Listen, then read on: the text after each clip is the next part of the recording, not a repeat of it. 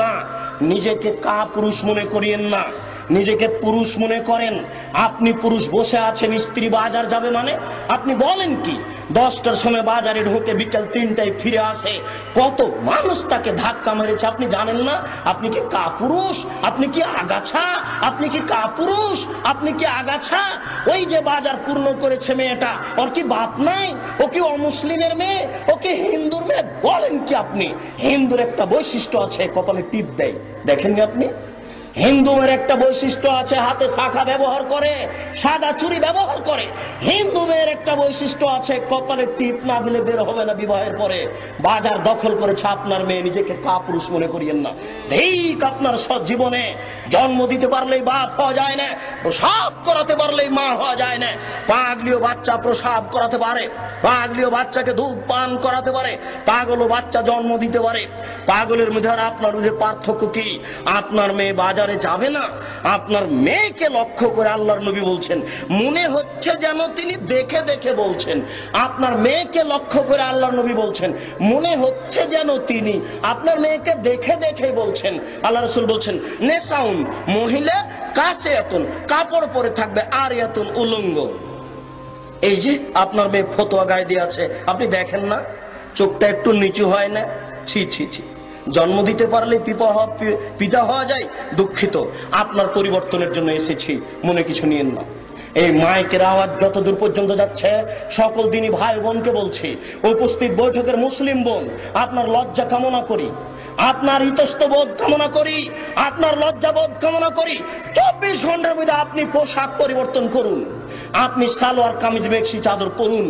যদি শাড়ি পরেন তাহলে আপনাকে 2 ছড়ের ব্লাউজ পরতে হবে। 2 ছড়ের ব্লাউজ মানে যার হাত হবে কবজি পর্যন্ত, নিচের দিক কোমরের নিচে চলে যাবে, 1 থেকে 1.5 গজ কাপড়ের ব্লাউজ পরতে হবে। শুনুন, শাড়ি পরে ছোট ব্লাউজ গায়ে দিয়ে এদেশের জনগণকে পেট পিট দেখিয়ে জাহান্নামের দিকে ঠেলে দিয়ে নিজে তাহাজ্জুদ পড়ে জান্নাত কেনার আশা করিয়েন না। এই মেয়েরা শোনো, যারা তোমরা স্কুল কলেজে পড়ো, তোমাকে সাবধান করতে এসেছি, তুমি পরিবর্তন হও। আল্লাহ তাআলা বলছেন, কুল হাল ইয়াস্তাবিল্লাযীনা ইয়ালামুনা ওয়াল্লাযীনা লা ইয়ালামুন ইন্নামা ইয়াতাযাক্কারু উলুল আলবাব। হে নবী, আপনি বলুন, যারা লেখাপড়া জানে আর যারা লেখাপড়া জানে না তারা কি সমান? নিশ্চয়ই শিক্ষিত মানুষ উপদেশ গ্রহণ করে, নিশ্চয়ই শিক্ষিত মানুষ উপদেশ গ্রহণ করে, নিশ্চয়ই শিক্ষিতা নারী উপদেশ গ্রহণ করে। তোমাকে বলে যাচ্ছি, সকাল হতে হতে যদি তোমার পোশাক পরিবর্তন তুমি না করো তাহলে তুমি শিক্ষিতা নও। তোমাকে বলে যাচ্ছি, আল্লাহ বলেছেন 24 ঘন্টার মধ্যে তুমি যদি পোশাক পরিবর্তন না করো তাহলে তুমি শিক্ষিত নও। উপস্থিত বৈঠকের মুসলিম বোন, আপনাকে অনুরোধ করে বলছি, 24 ঘন্টার মধ্যে আপনি পোশাক পরিবর্তন করুন।